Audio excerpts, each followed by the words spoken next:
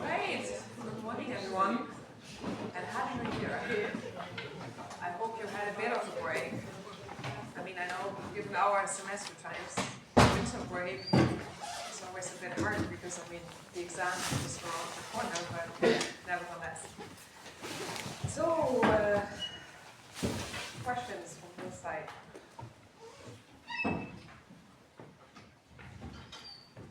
There's one thing that Maria gave me to discuss with you. I hope you'll find a solution. So basically what I've been told is, so there is this third assignment, which is basically our mock exam, right? Which is due, if I read this correctly, here next week, right? January 13. And then the idea from our side was that there's going to be this tutorial at the end, right? I mean, for Latin, I guess, right? Which was scheduled for January 15 at 4. But I learned that apparently there is some, for the public people, that there's some other thing happening in parallel. So what I can offer you, like after discussing with Jelle, that we have the tutorial the week after. That would be January 22nd. So my first question would be, that would just be a week after, right? So is there this other tutorial also happening the week after? But that was not the case in the first part of the term, was it? Yes, it was 6 weeks delayed. Because I mean, we were having the tutorial earlier, right? At the same spot, and then nobody complained. So why is that? Yeah, it started in November. Yeah, this is what makes planning hard. Okay, so this is why we thought that the slot is free and then was not free. Okay, so that would not help. So then Jelle said we could also do the 22nd at 2. Would that help? Would that also work for the econ people? 22nd? So January 22nd, what day is that? Thursday? At 2 instead of at 4. Is that free for you? Yeah? So please all check. So if we decide on doing this, okay, so then I'll give that to Jelle and Maria. So then the idea would be to move this from, here it is. Right here it says January 15, 4. So when we move that to January 22nd at 2. Just need to make sure that I don't forget. Okay. I hope we find a room, but I think that should work out.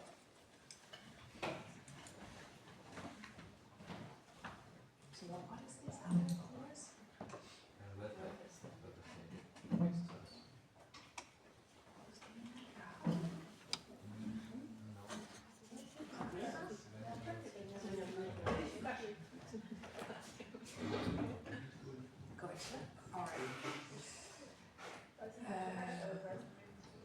All right. So I hope that works. So then, back to macro. So basically, before Christmas, what I did with you was this tour through the RBC. Right. So we stopped here. This was my chapter 5. The whole idea of chapter 5 is showing you an RBC model, getting across why we have these models, why they are important and how we work with that, right? And I mean, there's really a lot that we did in this chapter 5. I mean, it's basically on this slide, right? First was about setting up this model, and I mean, the key change from what we did before was that it's now a stochastic model, right? So now there's some randomness, there's expectations, right? All that didn't happen before. This was the new thing here, right? Which makes this a business cycle model, right? This is why we talked about expectations, uncertainty, whatever. We talked about labor supply. Then we talked about how to solve these models, right? And that was actually a large part of this lecture, right? I mean, basically my idea of showing you what I actually mean by a solution of a dynamic model. And the way to get this solution was to use the method of undetermined undetermined coefficients on this log linearized model, right?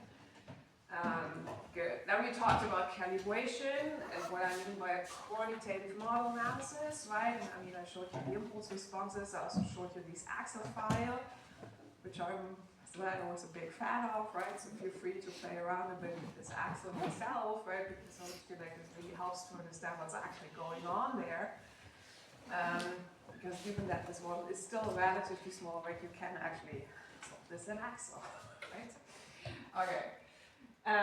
Yeah, and then I mean we stopped basically here, like this was the day before, or not the day before Christmas, the week before Christmas, where we talked about what it actually now means, right? So what does it tell us about what actually productivity shock is doing in these models? And then we talked about like the pros and cons of an RBC, and this is basically where we ended. So sorry now, there's lots of slides, right? As far as I remember, we stopped here. Right? And I mean, this is basically the RBC story in one slide. It turns out, I mean, an RBC model is admittedly relatively, maybe simple is not the right word, but it actually doesn't do much, right? Maybe that's the word to say it, right? An RBC model is a model where markets work perfectly, right? There's perfect competition, there is no inefficiencies, there's no frictions, right? Everybody's just maximizing in their best interest, right? So this was this discussion that we were having about efficiency, right? An RBC model is always efficient, right?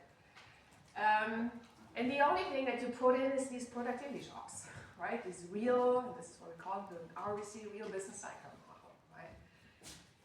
And in a way, this is kind of the big success of this model, right? Given that it is this small in a way, right? And you just put in this productivity shock. It still explains many things, right? So you can actually think about business cycles in that model to some degree, right? And this is in a way the big success of the RBC, right?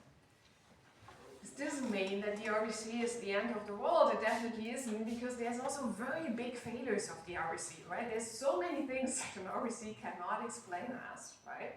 And I mean, I will be talking about that basically on the following slides, right? The one thing that we already talked about, that was basically this slide that we stopped with last week, where I showed you can basically what you do with an RBC model, you simulate data, right, based on the model. So basically say, take your model, really as your economy, simulate data, say for GDP, for consumption, and for hours worked, right? For all these variables that you have in this model. And then what you see, if you look at business cycle statistics, you compare that to data, right? This is the data for the US economy. And you compare that, you actually see that the RBC model does a pretty good job at matching consumption volatility, so you have a standard deviation, investment volatility, relatively. But it really fails at matching this labor hours volatility, right? So this is one of these obvious things that people basically discuss immediately when they've seen these statistics, right? Yeah.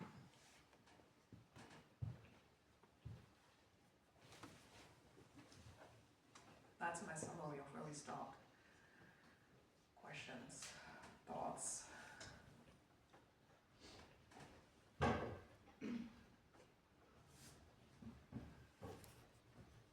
So, and I mean, as I just said, this is basically where I want to go now, right? I mean, really take the RBC the RBC is kind of our first step, right? And this is why the RBC model is the basis of many things that come later, right? But it's really just the basis, right? And I mean, I want to give you now some examples, basically, of what you can do based on that. And I mean, then in the next chapter, we will talk about the new Keynesian model, which builds exactly on that, but there's some major things that it changes. But like all these techniques that we discussed, right? About calibration, simulated models, this is what you do with all the models that we nowadays work with, right?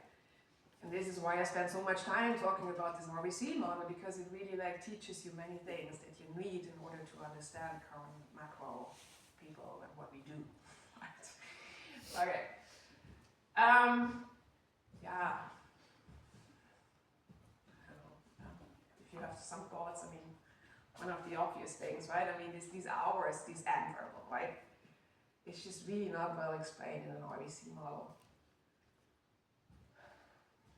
What do you think? Why is this? Well, what would you say? I mean, I've shown you this model, right? What, is there something where you say, that's something I'm missing? That's something I would like to see? Could you explain again what hours margin refers to? But hours were just need this end variable, right? So if you look at the standard deviation of hours work that you get in the model, you're just not matching that in terms of if you compare to the data, right? So you see in the model, hours work is less, the standard deviation is too small compared to what we have in the data. In the data, you see that hours work is almost as volatile as productivity as GDP, whereas in the model it's just not. Right? Basically, hours don't move enough in the model compared to the data. Isn't this also true for consumption?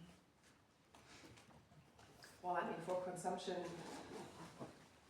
it's also, you're right that the difference is not as large. I mean, so let's say on consumption, there's easy stuff you can do. That's something you don't see here, right? Whereas on employment, based on the standard model, it's just not, cannot fix this, right? But also, I mean, relatively, right? I mean, here you're like matching only half of the volatility. Here the difference is not as large, right?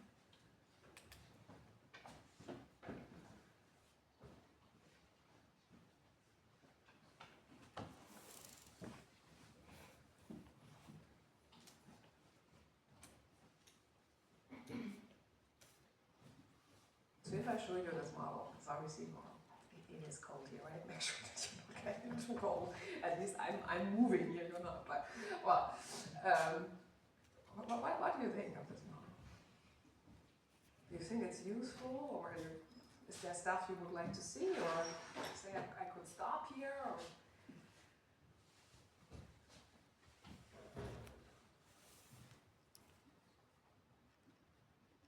Is that the macro model that we need for understanding business cycles?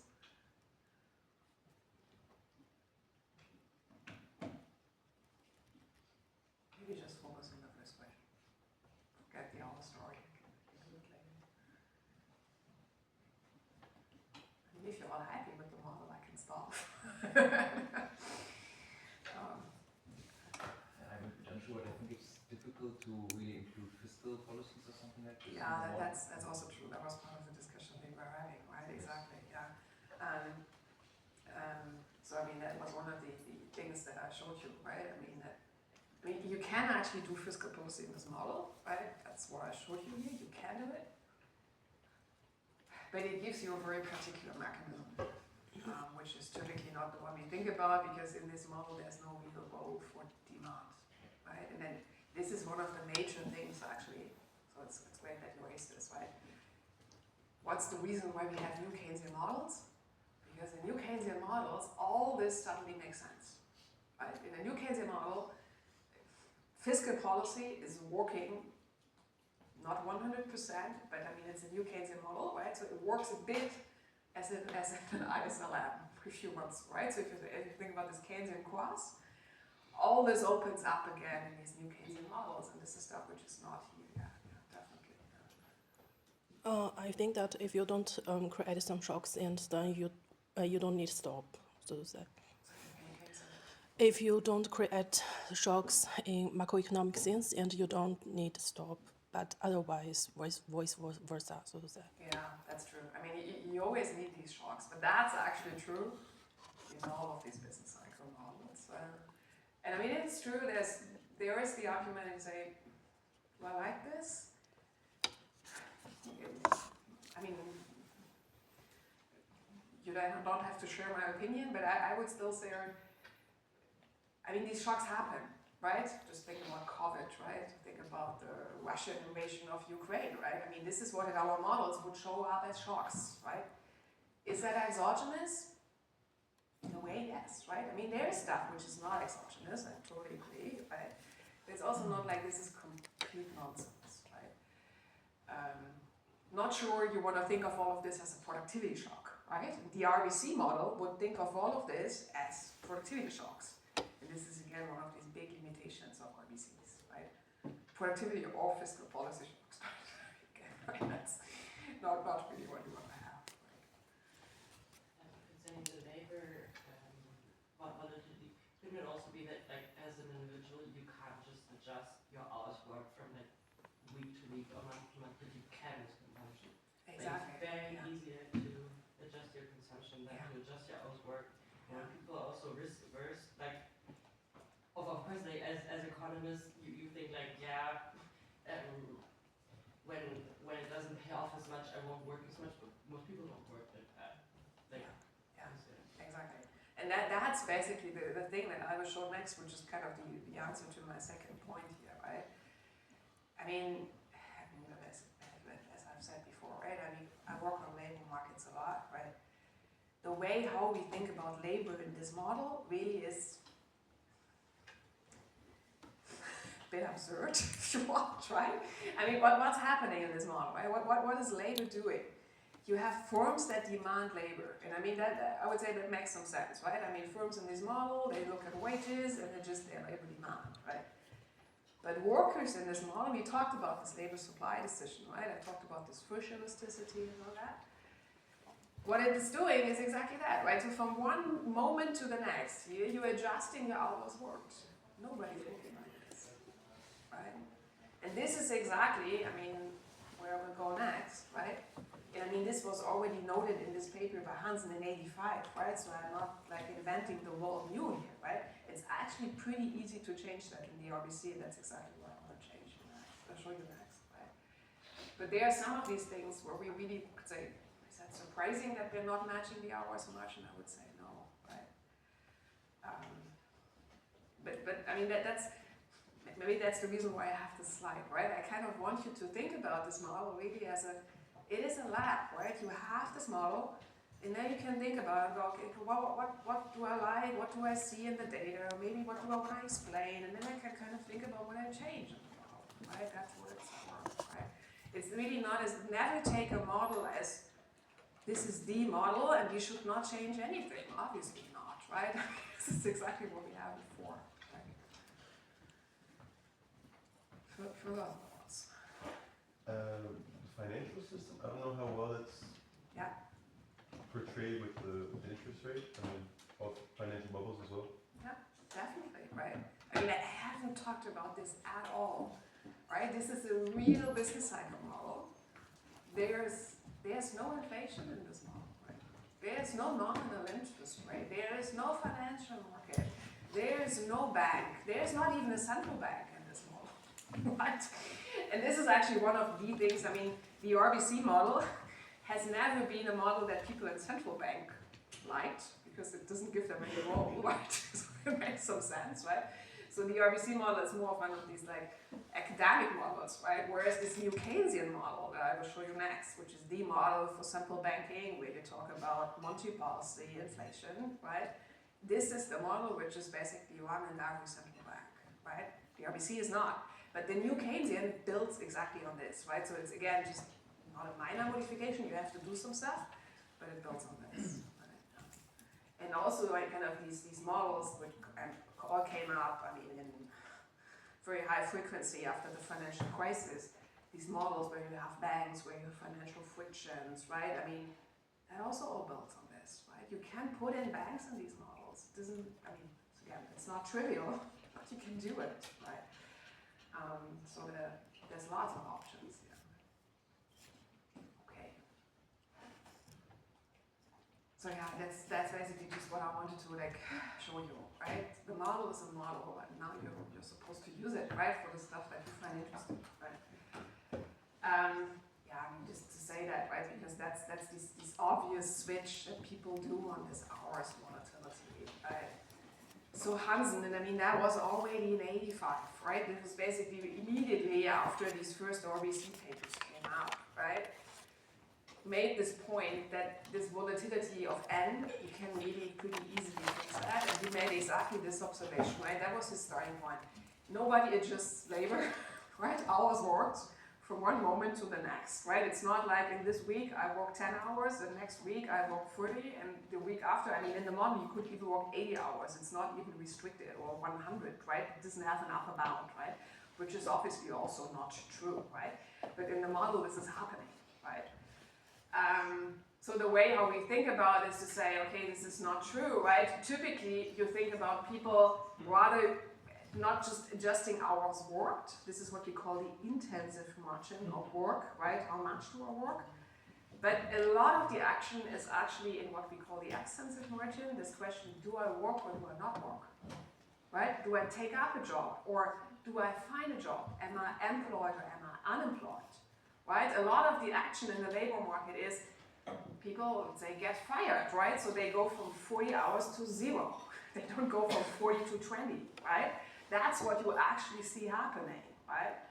And that's basically where he started, right? He then proposes, I mean, if you want to see the equations, feel free to open the paper, right? I mean, it really is kind of the model that we had too.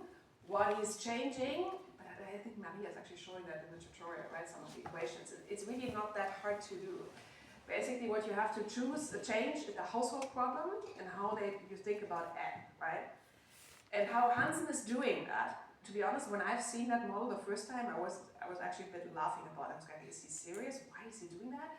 So what he's introducing is a lottery. So that there's a lottery in basically, do you have a job or not? The big advantage of that is you get probabilities. You then get probabilities of people actually working or not working, right? So you get the 0-1 decision, do I work or do I not work? But because you have these probabilities, you can still solve the model, you can still work with the model basically pretty much as we did before, right? I mean, obviously everybody knows the labor market is not just a lottery, right? So there's also different ways how you can model this. But this is really like the most straightforward way to do it. And I mean, it's really just actually just changing a couple of equations. Right. And then what he showed, and I mean, that's kind of what I wanted to show you too, is this table, right? And I mean, this should look a bit familiar now, right? So what Hansen is doing in this paper is, again, looking at this business cycle statistics in US data, right? I mean, this is just standard deviations again, right? So this is the standard deviations, right? And then he compares an economy with what he calls divisible labor. So divisible labor is the RBC model, right? So you can basically, everybody can work as much as he or she likes, right? That's what we call divisible labor. This is the RBC model, right? And then he compares it with what he calls this economy with indivisible labor, which is basically his model, right? So this is the Hansen model, where you have this employment lottery, right? And now look at the hours volatility, where is it? It actually increases pretty much, right? And it goes more, I mean, you're not like 100% there, but you're like much closer compared to the actual US data. But I mean, you're also sacrificing productivity for this change in hours work, aren't you? Because in this model, productivity is far lower than. The standard deviation of productivity is lower. This is true. No, this is true. No. I mean, in a way, I would say like you have 0.7 here, 0.5 here. That's true. I mean, it's too low compared to the data in spaces. Yeah, that's true.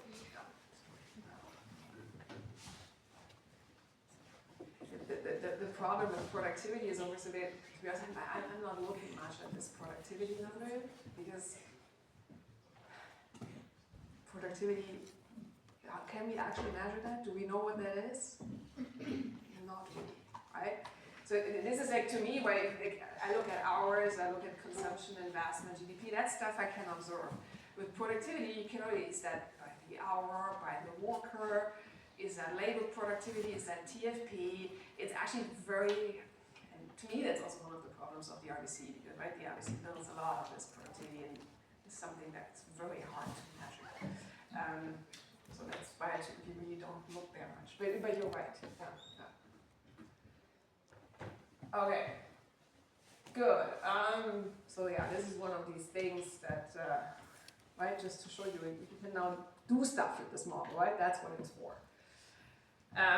Another like kind of prominent application of this RBC model is what Lucas did, and this is also super old, already by 87. Because I mean, this is a business cycle model, right? So this is kind of how I started off. Now we're going to think of business cycles. And Lucas used the model to basically ask the question, is it actually useful to think about business cycles? That's the question that he had in mind. And he used the model to think about the cost of business cycles, right? So he basically uses it as a way to quantify how much are people willing to give up in terms of consumption to eliminate consumption fluctuations, right? So what you can do in this model, you basically throw in productivity shocks, and then you generate consumption fluctuations. And I mean, you have here an idea of welfare in these models, right? Remember our discussion about efficiency, where we talked about this, right? So you can basically compute the utility that people actually have, right? Remember, people are risk averse, so they don't like these fluctuations in consumption, right? I mean, as the household here, I would like to consume as constant as possible, right? And he uses the model then to actually assign numbers to that, right? And that's something you can only do once you've had this whole machinery of making this model quantitative, right? So this whole argument builds on that we've done that before, right? And that's what he used, right? But then what he finds is kind of these, I mean, don't nail me down on the numbers, right? Let's say you consume about $50,000 a year, and what he finds is that these like average individual would then be willing to pay about $25 to eliminate all output or all consumption fluctuations. And whether it's 25 or 20 or 50, it doesn't really matter, the number is super small, right? That's the message, right? So basically what he argues, and I mean he says that pretty forcefully in the paper again, right? Feel free to open that. It's pretty, the point is made in a very striking way. He's basically saying, based on this, forget all these studies of business cycles. It's useless, right? That's his major argument, right? Because people just don't care about it, right? They don't care if my consumption is like for a couple of, I don't know, this is a business cycle. I say 2 years, maybe 3 years is lower because afterwards it will be higher again, and I just don't care much, right? So that's kind of his major finding. So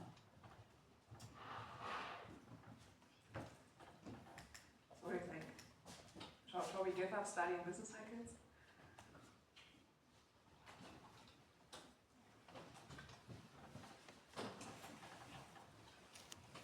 Lucas actually kind of did afterwards. He really said, I think about both now. I don't care about these short-run stuff anymore.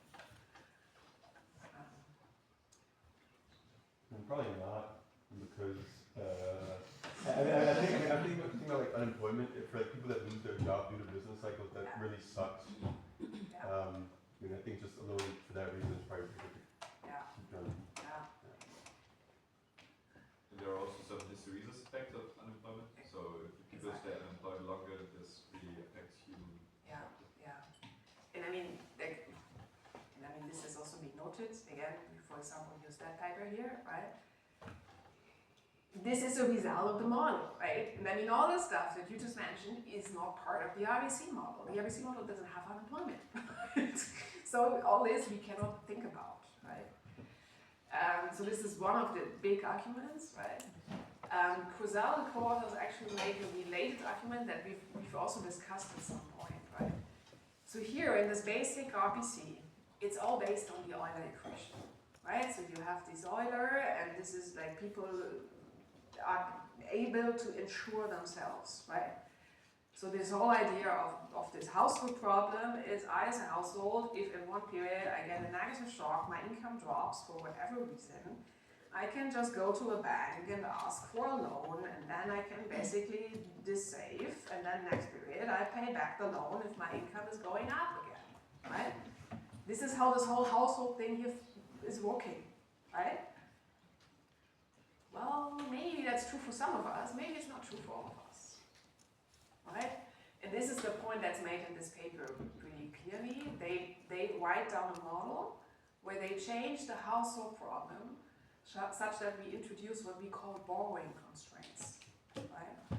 So once you introduce situations where people cannot easily smooth consumption over time, right? But you basically say maybe some people are so poor that if they go to a bank, they would just not get a loan, right? And I mean, that's reality, right? For many of us, right? And once you introduce these borrowing constraints, these costs of business cycles basically go through the roof. And that's exactly what they show in this Kusal paper. Because then you have the situation that, let's say I've just lost my job, right? There's a business cycle crisis, there's a recession, I've lost my job. That's really a problem for me because I don't know how to smooth consumption, right? And that makes these costs of business cycles much, much higher, right? And that's their argument, right? So just like to say, whenever somebody comes with, why care about business cycles? Lucas already showed in the 80s that we don't need them, right? We don't need to care about them. You have an answer why maybe we should care about that, right? And I mean, I was saying that so forcefully because, I mean, this Kusal paper, from 2009, basically like this started already like in the early 2000s that we like took these incomplete markets. Basically what you need for this borrowing constraint is a financial market where we say is incomplete such that people cannot just borrow all the time, right? So you really need to deviate from this RBC idea that every market is working perfectly wherever. So we basically know how to do this since the, I would say, early 2000s. Nowadays, this has become the standard, right? So that we basically do these incomplete markets most of the time, not always. I mean, it always kind of depends on your questions. But all these models that think about distributions of agents, that think about heterogeneities, this is exactly what they do, right? And then, I mean, you still have Euler equations, right? This is why I talk about Euler equations for such a long time, right? They are still relevant for some of us, but not for all of us, right? And that gives you kind of all the action in these models, right? Good. Further questions or thoughts?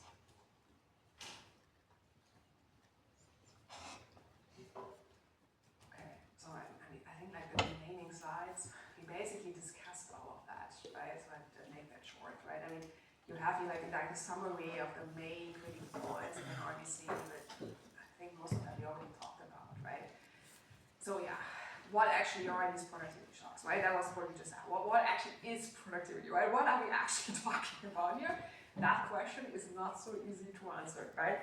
I mean, you have here a long slide where I make this point a bit more in detail, but it's a very valid point, right? So you actually want to have models where you can not just talk about these productivity shocks and partially on next, right?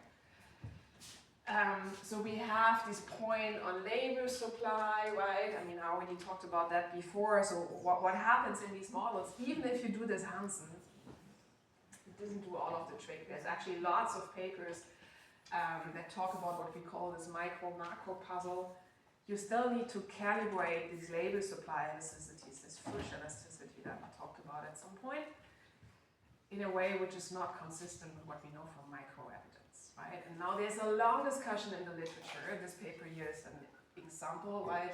Reassessment is always nice, but it's just like there's been millions of people thinking about this.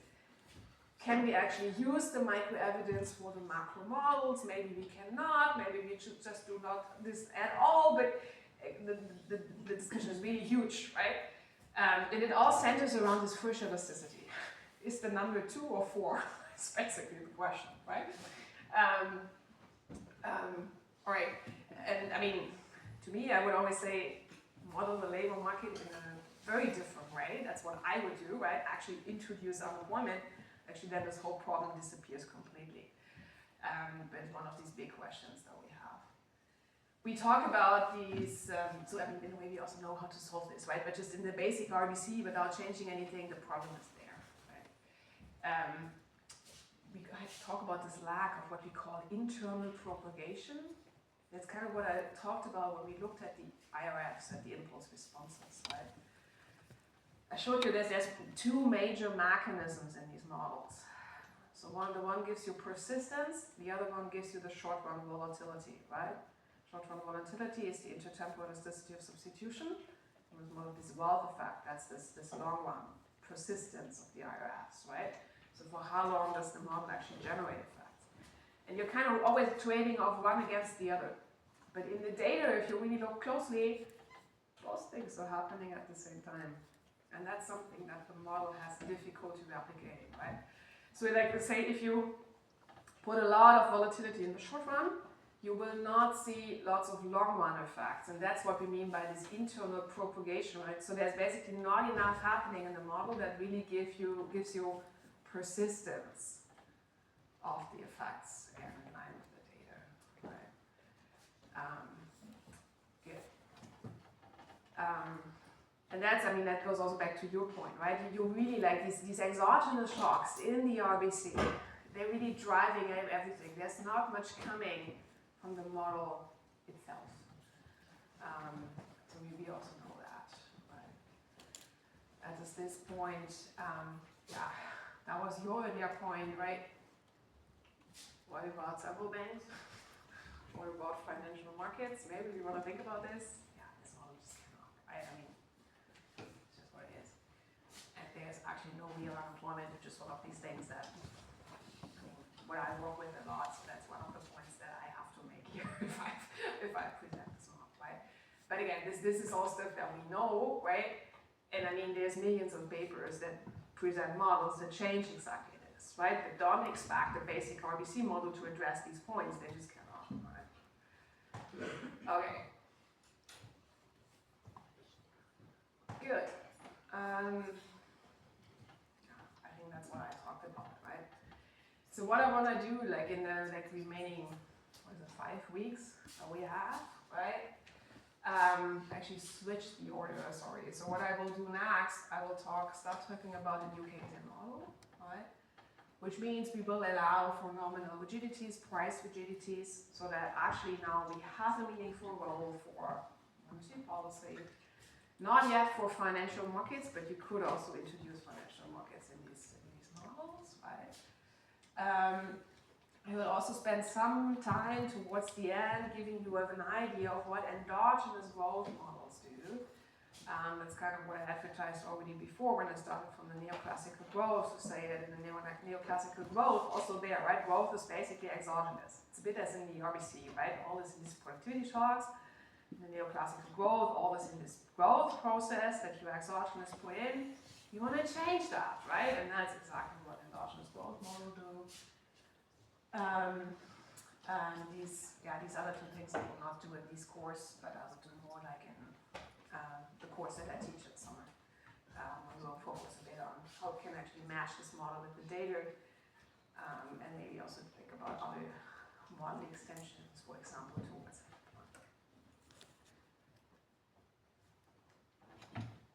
questions or thoughts. I could actually use our sports break, but this time I was too far away.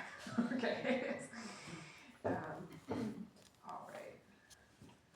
So that's my chapter 5 from the RBC. So that's what I want to do next, right? So yeah, I mean, I want to present you. This is, I try to boil it down, right? I mean, a course on a new Keynesian model, I actually like, again, also the quantitative macro in summer, I start off with exactly this model because it is, again, kind of the, the workers that we're using nowadays, what we see in central banks, right? It's the model you would use for monetary policy and so on. Here is a bit of a stripped down version, but still you will see some stuff. And my talk will also give you some kind of idea what we actually have to change. Okay, that's what we will do, but maybe if you want, you can start immediately. I was just starting a new chapter here anyhow, so I think wait is appreciated. And it's actually super cold here, so if you warm them up a bit, that would be nice. We do so. Okay, we do so.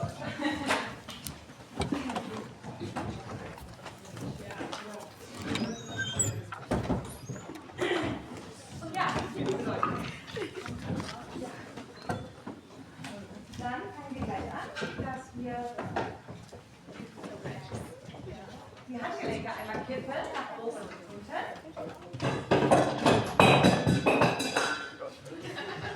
Oh, das macht er nicht. Und dann nach innen und außen, also kleine Wegbewegung. Ja, nach innen, außen, innen, außen, innen, außen, innen, außen, innen, außen. Und dann fangen wir an einmal mit Armkreisen. Erstmal beide Arme. So wie es geht. Und dann in die andere Richtung mit beiden Armen. Und dann einmal oben anhalten. Jetzt kommt versetztes Armkreisen. Ein Arm nach vorne, ein Arm nach hinten. Jetzt muss das Gehirn etwas mitarbeiten. Okay, einige haben schon. Versucht nochmal reinzukommen. Ein Arm nach vorne, ein nach hinten. Denn jetzt wird es nochmal schwieriger, jetzt wechseln wir die Richtung. Anderer Arm vor und zurück als eben. Verletzung, genau. Und noch 2 Umdrehungen. Sehr gut. Und dann die Arme ausschütteln. Jetzt ist auf jeden Fall das Gehirn auch wach.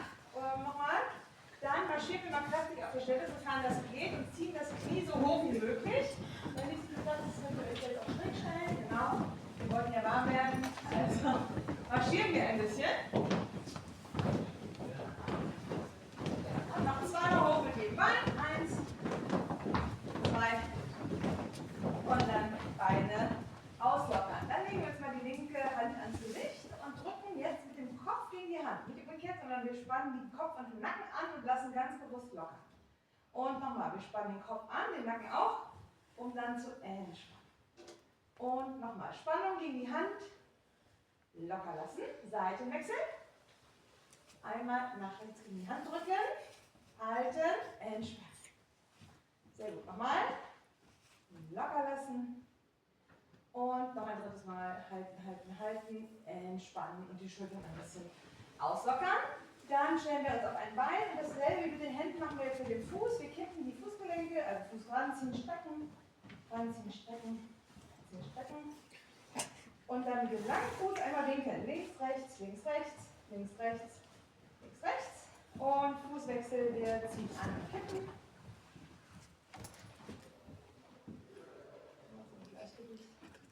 Und dann innen, außen, innen, außen, innen, außen, innen, außen und ein bisschen ausschütteln.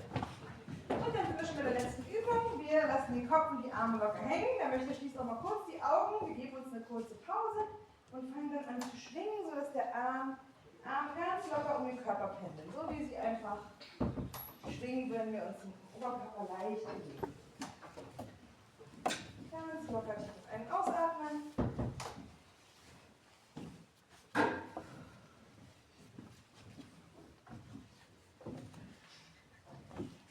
Dann aufrichten, Augen wieder öffnen und hoffentlich wieder bereit sein für den Unterricht. Und dann sehen wir uns nächste Woche wieder. Danke.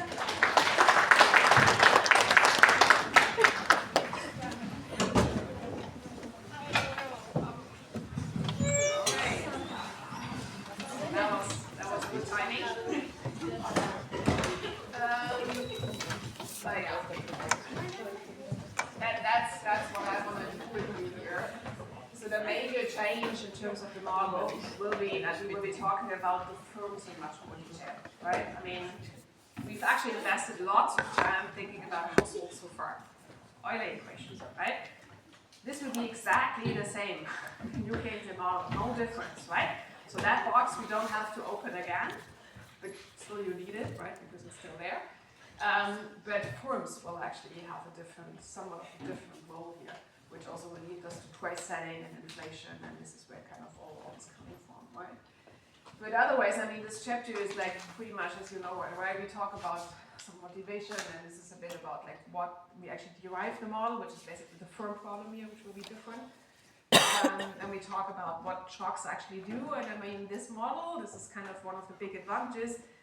You can, for example, think about monetary policy, right? And that's what we will do. This is like towards the end, and then I have a short outlook about what we call Hank, right? Heterogeneous agent, new Keynesian models, Hank, because this is kind of what many people nowadays think of, and I kind of want to give you a bit of an idea what this is actually about. Okay. What is a new Keynesian model? It is our RBC model plus sticky prices, right? It's really just that, right?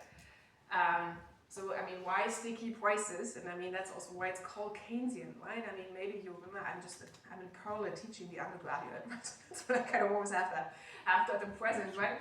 In the undergraduate, that's exactly how I motivate the ISLM, right? There we already start off by saying, this is now a model with they're completely fixed prices, right? The new Keynesian model will not have completely fixed prices, but they are sticky in the sense that they're like adjusted in an irregular frequency, right?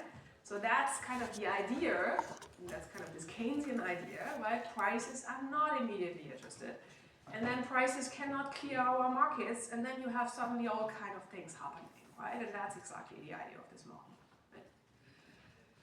This will give us a meaningful role for monetary policy, right? Because prices suddenly now do something, right? It breaks this, what we call this neutrality of money. There's a role for central banks, right? Again, this is what I said. It's kind of the model which is typically also run in central banks, right? I mean, the ECB is running not just one model, right? But they're running many models. All of them are new Keynesian type of models, right? Because that's exactly what they're using, right? So yeah, there's many things you could read, as always.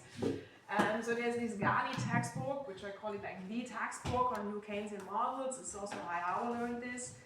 I'm not a huge fan of the Ghani textbook, I have to admit. It's relatively short, but I find it a bit too short. And at the same time, he's doing many things. So like, for example, he shows you the whole model always just in log linearized ways. And it's sometimes I find it a bit hard to actually understand where all these equations come from. But still, it's like the textbook on new Keynesian models. There's the Woodford, yeah, it's called the New Keynesian Bible. It is a Bible, it's like this. You also, I'm not sure you want to read this, but maybe you can read a bit of both, right? So this is short, this isn't very long. And this is one of the major articles in this literature, which maybe also just helps to get an idea of what's actually going on. But well, yeah. That's what I just said, right? It's kind of the model, not only central banks, but basically just one anywhere. Like also if you go to the Western Commission or whatever, right? This is exactly the kind of models they use. And it can actually explain some things, right? I mean, like this stuff, right? Is a boom creating inflation? Is a recession creating deflation? This is stuff like in an RBC you cannot talk about. In this model you can actually talk about. It gives us a role to demand shocks, right? That was the point you made earlier. And this is again kind of a bit of this Keynesian spirit, right? Suddenly demand plays some role, and this is exactly what's happening here, right? You can not only talk about monetary policy, you can also talk about fiscal policy. And it is kind of the step towards Hank, right? Because the NK in Hank, that's the new Keynesian. Right?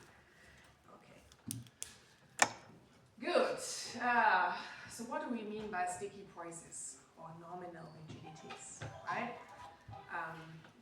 It's really just this very simple idea, right? Prices don't adjust from one second to the next and immediately, but there is some friction, rigidity, right? I mean, again, right, as I'm always throwing many words at you, right? You will probably never have heard this word nominal rigidity before, but it's really just this idea, right? You have this in a nominal variable, which is the price here. You have that basically these variable adjust not like continuously, but in a sticky, inflexible way. Rigidity, that's what we mean, right? Okay. Does that make sense, right? And that's kind of what I want to start off here with saying, why should we actually care about this idea that prices may not be flexible? Is that true? There's two ways to look at this. I'm starting off with the macro way of looking at this. We can also look at that in micro evidence. We typically do both, right? The macro way of looking at that would be say, we want to actually understand, for example, how prices adjust, right? And let's say the central bank is doing something. Do we then actually see a change in prices, and how long does it take until prices actually adjust, right? Can we make statements about this, right? And I mean, this is a problem that people have tried to solve, in particular also central bankers, since decades, right? There's an obvious issue here, right? Monetary policy is endogenous, right? So think about the central bank, right? You're now a central banker. You see a recession coming, right? GDP is like going down. Maybe there's a financial crisis, whatever, COVID. What will you do? These people respond, right? That's their job. They will respond by decreasing the interest rate, right? By loosening monetary policy, right? That's the whole job they have, right? So they will respond in an endogenous way to the business cycle, right?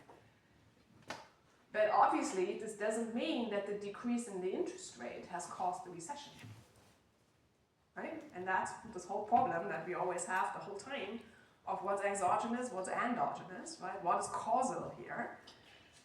The correlation of, let's say, GDP and the interest rate would not tell you, right? So we need something to understand what is cause, what is effect, right? Which is not a trivial thing in economics in general. In macroeconomics, it's particularly complicated, I would say, right? But I mean, as I said, we've worked on this for decades, and kind of one prominent way to solve this is what we call structural vector autoregressive models. Who of you have seen vector autoregressive models? Maybe if you've taken some time through this class, you've seen that, right? If you add the word structural, that means we try to make these models not only something which econometricians like, but if you add the word structural, that means we add structure, and by structure, macro people always mean causality, basically, right? We try to be able to make these, what we call VR models, something that we can actually use to make causal statements of what's going on in the world, right? For that, you need identified assumptions, right? So you need to make assumptions. This is nothing that just falls out of the data. And I mean, we actually have full courses just talking about how to do this. I will actually also talk about this in my quantitative macro, because I believe this is super important to understand how this is working. Not only for monetary policy, but also in general, right? But that's what we do, right? And then what you see in these studies, right? And I mean, this year is just taken from this Cristiano Eichenbaum-Evans 1999 cited towards the back, but it's one of these major studies in this paper, in this literature. You get figures like that, right? The first thing you should realize is that this is impulse responses, right? So this should remind you of these impulse responses that I showed you in our RBC, right? But this is not from a model, this is from data, right? This is coming from a vector autoregressive model, right? Which has been identified, so a structural vector autoregressive model. And this is part of the beauty why macro people really like this, right? Because we can take this data evidence and put this directly next to our models, right? So time series analysis, right? So all the stuff that Dieter is doing. And what I do here is actually very much related, right? And this is one example to show this, right? Okay, so the way to read this figure here is, what you see here is the responses of the economy to a monetary policy shock, right? Which means the central bank increasing the interest rate here. So what you see here, this is US data, so this is the federal funds rate, this is the US interest rate, right? So the target rate of the Fed. They are increasing the interest rate, right? This is the way to read this figure, right? So I call this a shock, right? Because that's what I consider exogenous here, right? For that you have to buy the identification. Actually, I'm not telling you, the identification that they use is not up to date anymore. I talk about this in my summer course, right? I talk about this for a long time. But so let's take it for now, right? I mean, this is the 1999 way of doing that. We have moved beyond this, but let's take that for now, right? Okay. So we see an exogenous increase in the interest rate. So right, again, remember an increase, this is an IRF, right? This here's my steady state, and so here you see the increase, right? The interest rate goes up compared to the steady state. That's the way to read this, right? Just as is in our models, right?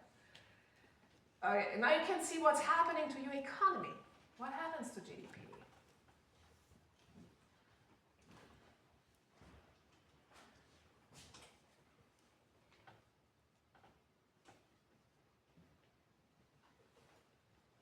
It contracts. Right? So why is that? What's your intuition? Maybe because firms can't borrow money easily. Yeah, right. In the household also not, right? Demand drops. That's how we think about monetary policy, right? They increase the interest rate. I mean, for that you could use an ISA lamp, right? You don't even need a new Keynesian model, right? The interest rate goes up, demand drops. This is why GDP drops, right? This is how we think about monetary policy, right? What is this here? GDP deflator? That's a typical measure of prices, right? So that's the price level of the economy. What do you see?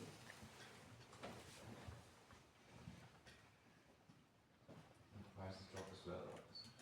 Yeah, exactly. They fall at some point, right? That's what you would expect, right? I mean, that was the whole point of the central bank, right? You increase the interest rate with the idea of fighting inflation. That's why they do it, right? So you can see here that prices do fall at some point, but the point is at some point, right? I mean, I should have said that. This here is quarters. So this takes 3 to 4 years, right? Until prices actually fall. And I mean, as I just said, this identification is maybe not the one which is most up to date, but this is a very common finding, right? I mean, here you could actually say it's not statistically significant, right? So even this impact on prices, there's some shakiness, but I mean, these studies have been replicated in millions of studies. We typically do find evidence that prices fall at some point, but it really takes some time, right? And that's what I mean by this price stickiness, right? GDP actually responds faster than prices, right? And that's what we mean by these sticky prices, right? What was it? I don't know, it's not on that slide. Whatever, right? But here it is, right? It's not like they drop immediately here, right? But that's what an RBC model, I mean, in the RBC model, we've never talked about prices because they don't play any role because they're just flexibly adjusted. But that's what would happen in the RBC. Prices would drop immediately, and this is why you would see no effect of monetary policy intervention, right? But the data tells you this is not what's happening, right? And this is one of the major motivations, right? So here basically, right, take the GDP deflator as a measure of the price level, and here you see it takes like 3 to 4 years until prices actually fall, right?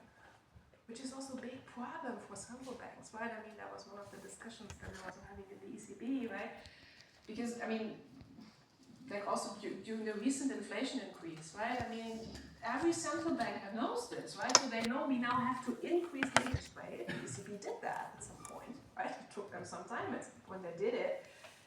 And they knew that this is likely to cause a recession, right? This is decreasing GDP, right? And at the same time, it takes some time until prices fall, right? So this is costly, right? You're creating a recession with the idea of at some point having prices fall, but just think about the political pressure that this generates. And I mean, think about the US, right? This is just one of these things that we face here, right? And this is one of the reasons why people are also so afraid of inflation, right? And central banks, because we know to bring down inflation, this can be really costly, and also in terms of the timing, this is not so easy, right? And this is not just some abstract idea, but you can actually see this in data, right? And here it is an example. Yeah, I mean, here I'm also showing M2. What is M2?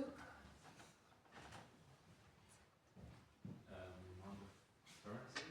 Yeah, it's a monetary aggregate, right? What we call these monetary aggregates of measure of money in your economy, right? So what you can see here is just like it falls, where it makes sense, right? Because this is contraction in monetary policy, we're increasing the interest rate, and this at the same time reduces money supply in the economy. The way to read it.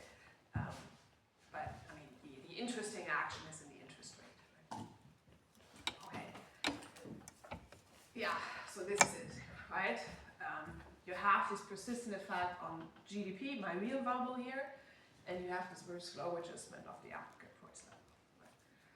And this is evidence for price stickiness. This is the macro evidence. We like to complement that with what we call micro evidence. And for micro evidence, you can just look at firms, right? So that's what we typically do. You just think about, okay, for how long is it the case that firms on average do not change prices? Right? And I mean, you just giving you some examples. I don't know, let's do a short poll. A would be just 1 to 2 weeks, B would be 4 to 5 months, C would be 8 to 11 months, D more than a year. So who thinks it's A? B? C? Or D? On averages, I would say it's C. I can show you the data evidence in a second. It's, for example, it's here, right?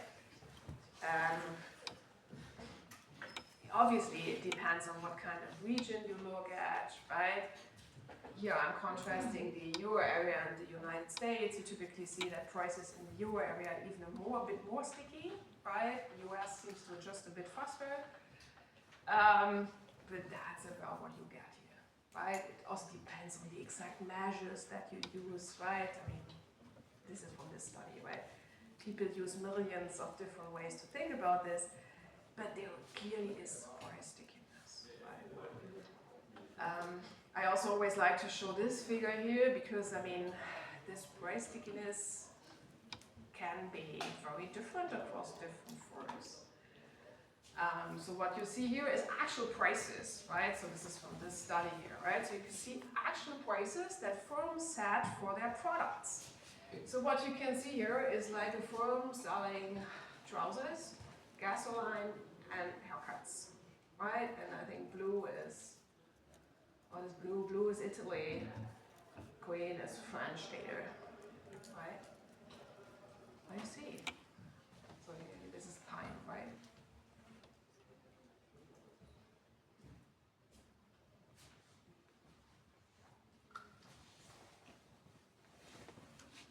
Maybe a funny remark that the prices for Italian haircuts are more level, and the French hairdressers increase their prices more. Yeah, that's true. More volatile pricing. Yeah, that's true. And I could imagine that this is that because the elasticity, price elasticity for Italian men's haircuts is much more inelastic than the French one, meaning that Italian men take more care of their hair. Maybe. I don't know. Maybe they also have more hair, but just whatever. But I don't know. I want to interpret this, but that's right. Yeah, you're right. But if you look across these different products, what do you see? Even though, like between the countries, like the scaling is completely different. Like the, development is still similar. Yeah. Which is why I mean, the scaling is this is actually different currencies here, right? This is all. This is liras. This is not all euros because the data here is pretty old. But yeah. I mean, basically, this is what I wanted to show you is, I mean, if you think about gasoline, prices are adjusted pretty frequently, right? This is almost a continuous line. I mean, if you just think about it, this is exactly what you see, right? If you go to a gas station, you have these prices which are in principle changed by the minute. Yeah? Or think about internet prices, right? If you go on Amazon, these prices change all the time, right?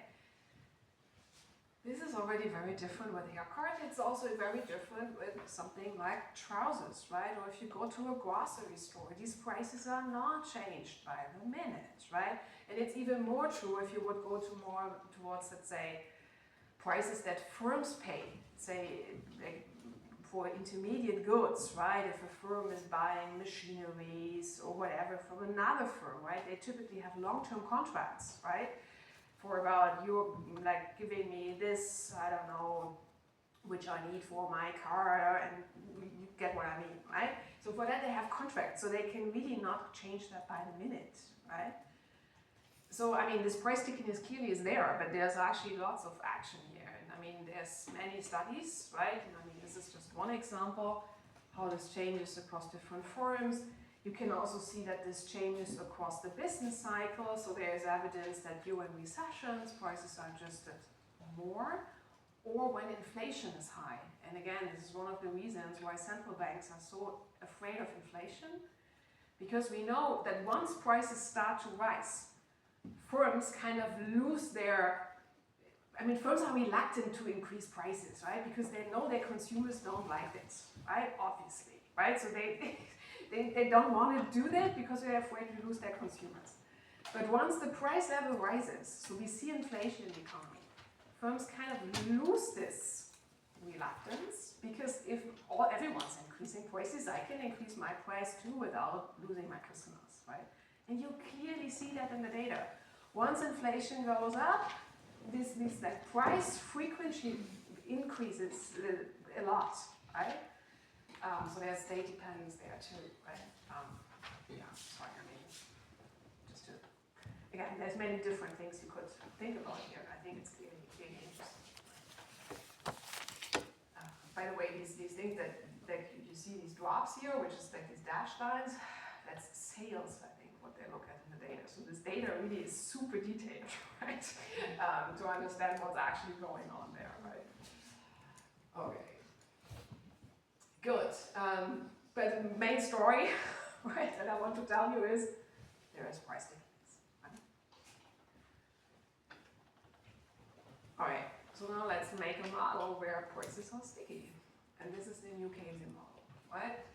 So why is it called Keynesian? Why is there this word Keynesian in? And I mean, actually many people say you should not call this a Keynesian model, because Keynes would probably, I don't know what he would say. Well, that's what we do. So what is Keynesian in this model? Keynesian is, first of all, it's price stickiness, right? And what I will show you is we're actually moving away in this model from perfect markets. This model will feature what we call monopolistic competition. What is monopolistic competition?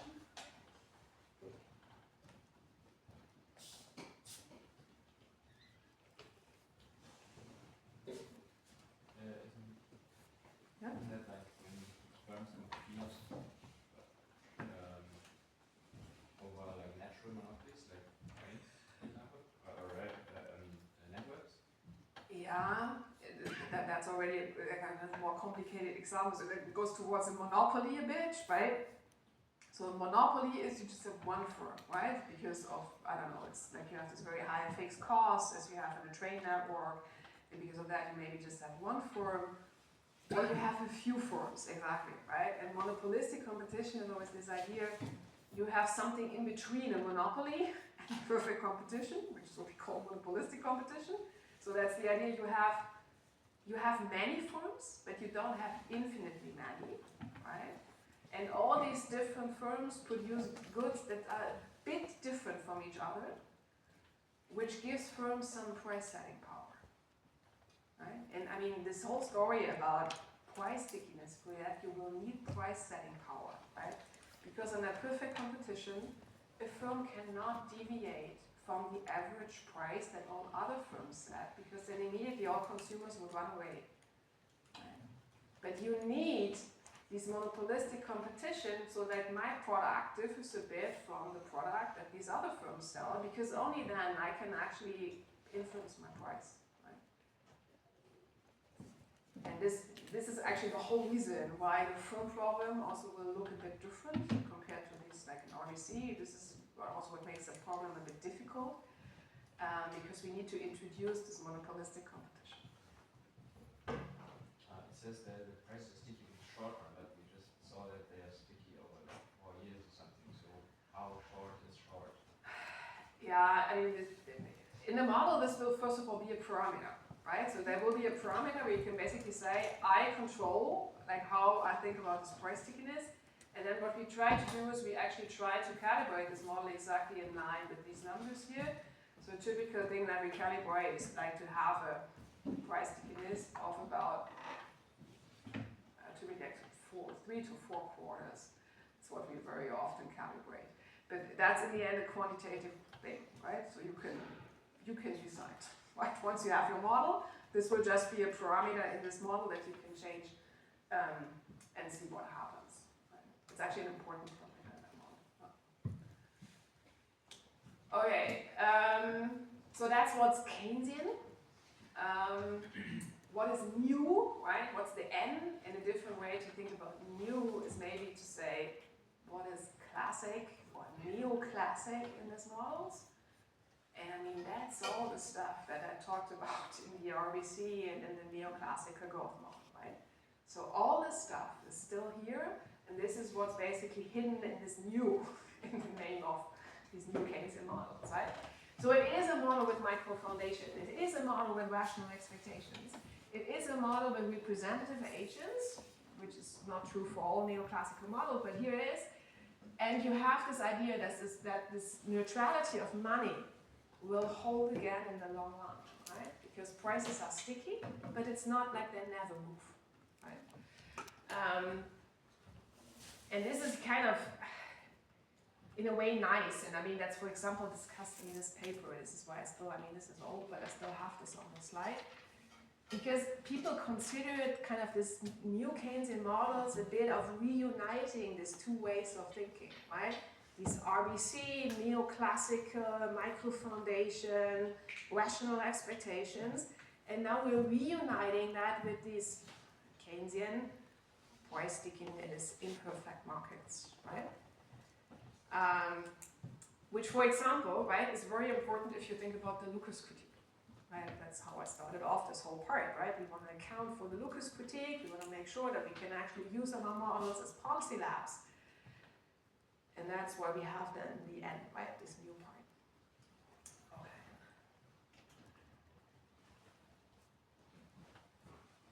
All right. So let me show you a bit of the model. I actually spare you the household side, because I want to keep it a bit shorter. I mean, it's not like there's nothing changing in the household side. The equations look very similar. I mean, you can open any of these textbooks, any of these papers, you will see that. So you have households maximizing utility over consumption and labor supply, right? That's just as I do in the RBC. And you will have this budget constraint. The budget constraints will look a bit different compared to what I've shown you before, because in the RBC, everything was in real terms, right? I was just talking about the real wage, I was talking about the real interest rate. Here now, prices will play a role, inflation will show up, so we have to set up the household problem in nominal terms. So you would see a nominal interest rate, you would see a nominal wage in the problem first, right? Which doesn't change anything. The Euler equation in the end looks exactly as you know it, right? But just if you like compare equation by equation, that's the difference, right? But yeah, in the end, the households center around the Euler equation, right? So that's the result that you get from the household problem, and I trust that you know that by now, right? So what's different really is the firm side. I mean, I basically already said that before, right? We will introduce monopolistic competition, and we will introduce our price stickiness. And the idea of price stickiness is what we call Calvo pricing. So Calvo is just the guy who wrote it down first, right? That's why it's called Calvo pricing. And the very simple idea is basically, again, to work with probabilities, right? I mean, this is just like in this Hansen paper that I just talked about before. Why we use probabilities, again, is always with that you can still solve your models, right? Because, I mean, what's the beauty of a probability? Think about rational expectations. People know this probability, right? They can work with this. There is uncertainty, right? But I can still form expectations about probabilities. So this works nicely in these models. And this is the reason why we're also doing that with the Calvo pricing. So basically what you do is just assume that firms just reset prices with a certain probability that we typically call theta, and whatever model you see, it's always called theta. And 1 minus theta is then the adjustment frequency, and theta would be the frequency of not adjusting prices. And that's exactly this parameter that we calibrate in line with this macroevidence. Okay.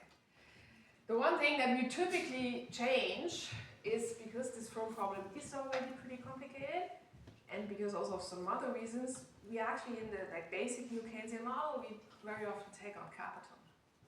Which is actually, at first maybe a bit surprising, because I mean in the neoclassical growth model, I talked a lot about capital, right? Capital was pretty important. Here the argument always is for the short run, maybe it's not that important. Can also make a question mark on that, maybe that's true, maybe not always. Because investment obviously is important, right? There's also no investment in this model, right? But let's take that for now, right? And what we introduce is a central bank. Right, because this is a model which is first of all made for understanding monetary policy, so we know one, right? We have a central bank, I will show you a chain of rule, we get there later, which is doing interest rate, right? Which is very much in line with what central banks actually do, right? And again, this is one of the reasons why these models are actually used in central banks. Okay, so now let me try to move you a bit into this firm problem. Right, I mean, like, think about the RBC, right? In the RBC, the firm problem was super simple. You just wrote down this profit maximization, and then you got capital demand and labor demand, where you basically always said, right, set the marginal product of labor equal to the real wage, right? And set the marginal product of capital equal to the real interest rate. That's the firm problem in the RBC in 2 sentences, right? Here it becomes a bit more difficult. And the main reason is that we want to have this monopolistic competition to think about price stickiness at some point, right? So what we do is to actually say we introduce 2 types of firms here. Not just one firm, but 2, right? Which actually means we're moving away a bit from these representative firms, right? So we have 2 types of firms. The one I call intermediate good firms, and the other one we typically call final good firms. So what does that mean? So the idea in the end is these intermediate good firms produce something that these final good firms take as an input in their production, and that they then sell to the consumers. Right? I mean, so what would examples be? A typical example that you find in a textbook, think about these intermediate good firms maybe as firms actually producing different food items, I don't know, cereals, milk, cheese, whatever you like, right? And then the final good firms are the firms that say like a supermarket, very often they're also called retailers, think about the supermarket, which are then basically taking all these different products, putting that in a basket and selling that basket to the consumer. Right? That's the idea here in this model. That's why we have these 2 types of firms. In the end, there's technical reasons why we need that, because if you would have firms and these actual heterogeneous firms producing all these different goods, it's very hard to solve. You could not do this with these standard methods, right? But if consumers can just buy this basket, the consumer problem really doesn't change, right? The consumer problem is exactly the same as before, and that's the beauty of having these 2 steps here, right? Okay. So basically all the action in the end is with these intermediate good firms. They are the interesting ones because they are selling these heterogeneous goods, which means they have the price setting power, right? They are the guys that were basically firm A, I don't know, the cereal firm, can actually change its price because people care about different, like there's some substitution going on, right? If the price of cereals go up, maybe I buy more cheese, but still there's some people that also like cereals, so there will always be a bit of price setting power, right? That's the story that we tell in monopolistic competition. Right? Okay. Yeah, we have non-perfect substitutes, right? So cereals might be more expensive, but I'm still buying that, right? Because cheese is not a perfect substitute for cereal, right? Okay. Does it make some sense? Right? I mean, this is a modeling device, right? So don't take this as too, but that's the setting, right? Okay, so let me show you some equations, but in the end, it's just the way how it's typically done, right? So this is this retailer. Think of this as the supermarket. So the supermarket produces this final good, which we call output, just as we did before, YT, right? And this is produced as this CS, constant elasticity of substitution, bundle of these intermediate goods. So this here is a production function, but actually a very simple, it doesn't look simple, but it is a very simple one, right? In the sense that what these forms do is really just taking all these different inputs, and these different inputs are indexed by J, right? So YTJ is cereals, cheese, what else did I have? I don't know, milk, bread, whatever you want, right? This is all indexed by J, right? And this is basically this basket that the supermarket creates, right? And this is just the functional form that we take for creating this basket, right? Why is it this particular functional form? Well, I mean, first of all, this here form is the CAS property. Second thing, this here is continuous. This is where you have an integral. If you find this integral intimidating, just think of this as a sum, right? So basically what the supermarket is doing is aligning all these different products, and we're assigning weights, and these weights are these epsilons here, right? Which will determine how easy can I substitute cheese for cereals, right? How much do consumers like change their preferences, or how much more do I like cheese compared to cereals, right? That's the epsilon, right? And that's what we call the elasticity of substitution.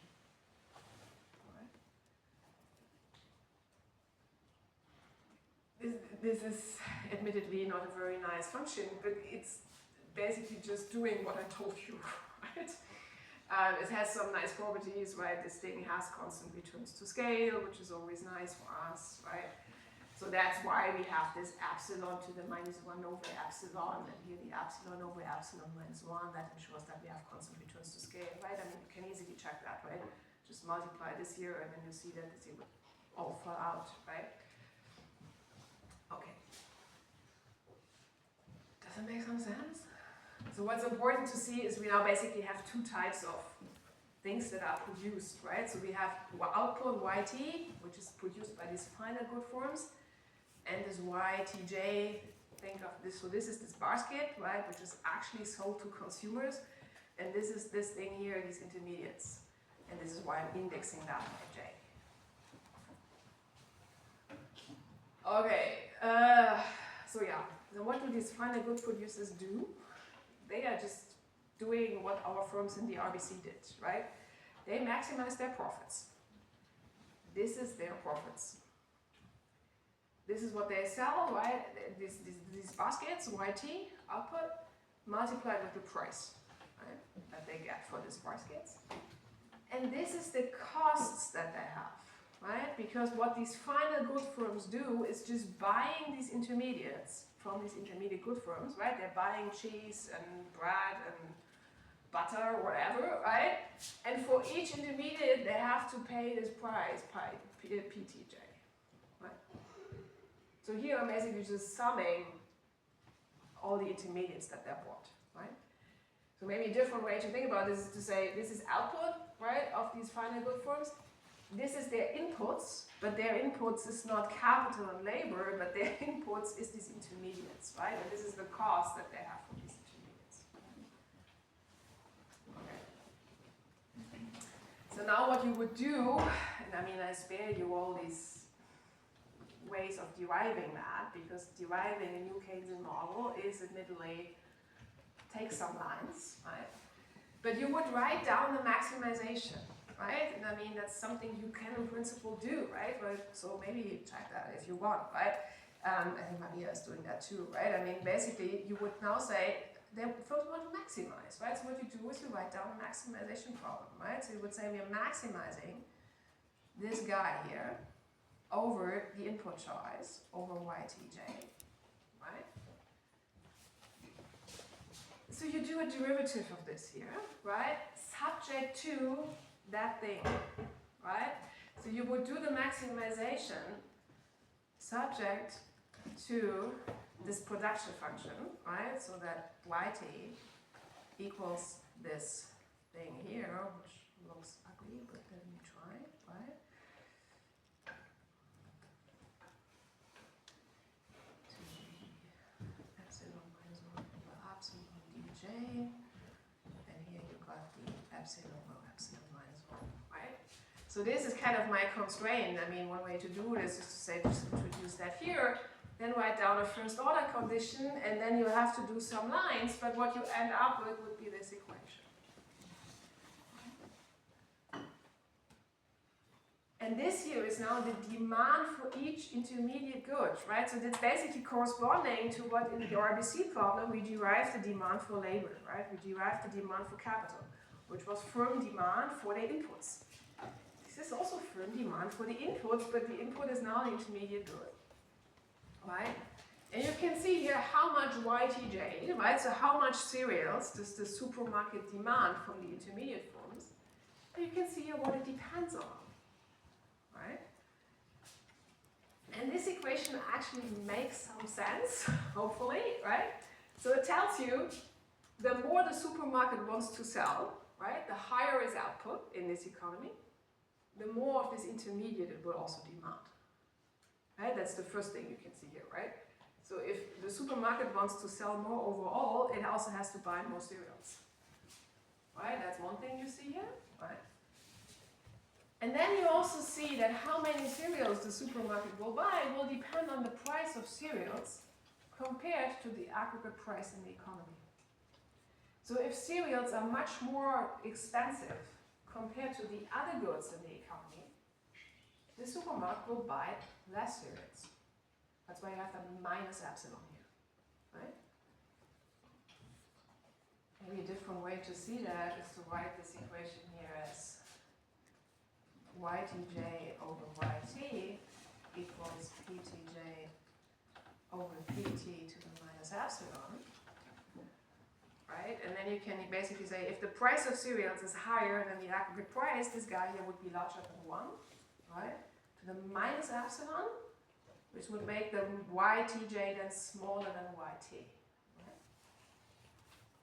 And the other way around, if cereals are relatively cheap, the supermarket would buy more cereals, right?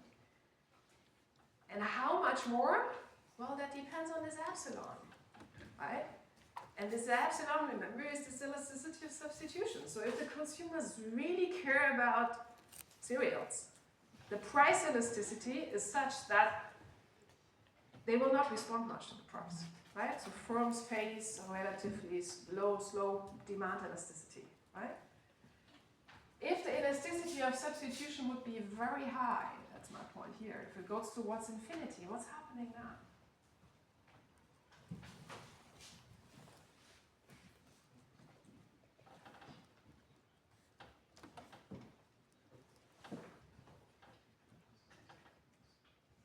So think about the situation, right? I'm the cereal firm, my price is higher than the aggregate price level, and this epsilon would be very high. What would that mean for the demand for cereal?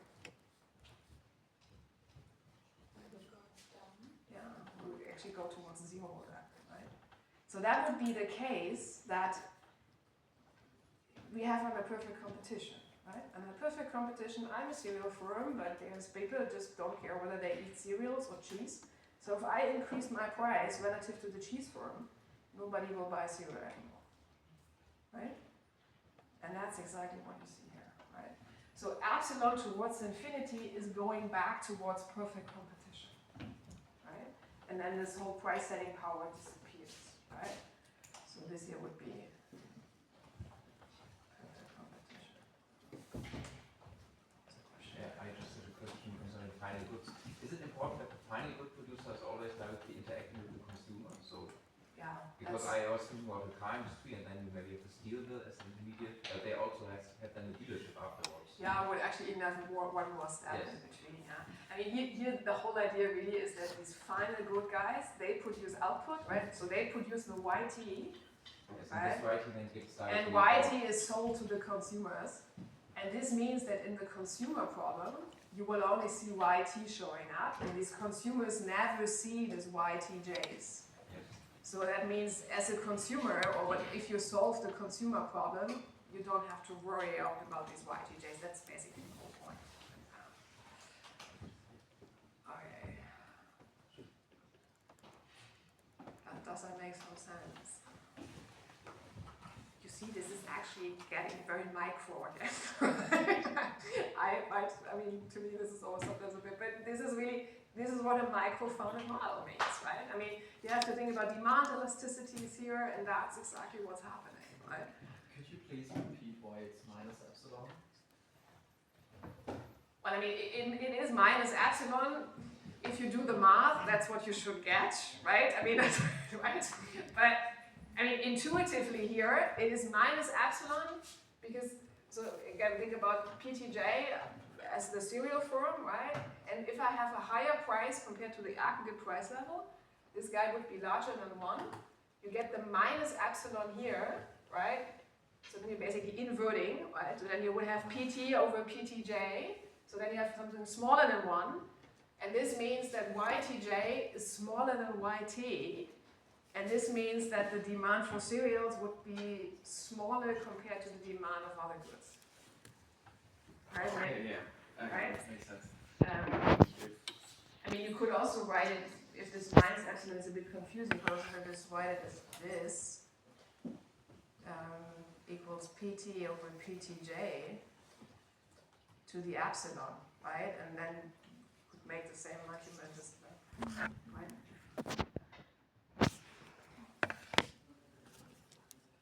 Okay. So I should probably leave it at that for now. I mean, you kind of see where this is going, right? I mean, this firm problem is very micro. This is exactly because we want to have this monopolistic competition. This will get even more micro in the next slides. But this actually also will give you some interesting stuff in a macro model later. So that's how I can sum it. Good. So yeah, I informed Maria about this 22nd at 2, right? So that's still important. And otherwise, I wish you a nice afternoon.